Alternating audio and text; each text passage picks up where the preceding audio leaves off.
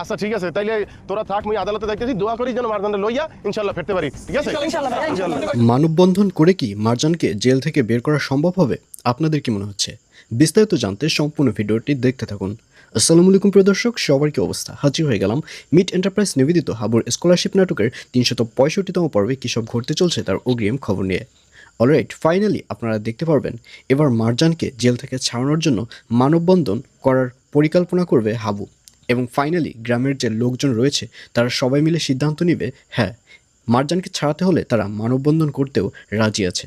এবং ফাইনালি রাজপথে নেমে যাবে হাবুর যে বন্ধুবান্ধব রয়েছে এবং গ্রামের যে লোকজন রয়েছে সবাই। আর অন্যদিকে হাবুকে দেখা যাবে সে কাগজপত্র রেডি করবে, কাগজপত্র রেডি করে আদালতের উদ্দেশ্যে রওনা করবে। তখন হাবুর যে বন্ধুবান্ধব রয়েছে এবং গ্রামের যে সকল লোকজন রয়েছে তারা বলবে, আপনার কোনো ভয় নেই, আমি আছি হাবু ভাই, আমরা মানববন্ধন করছি, আপনি সভয়ে গিয়ে আদালতে যান, গিয়ে মারজান ভাবিকে ছাড়িয়ে নিয়ে আসেন। আর এই কথা শুনে হাবুকেও দেখা যাবে সে আদালতে যাবে এবং সেখানে গিয়ে রিকোয়েস্ট করবে যাতে করে মারজানের জামিন হয়।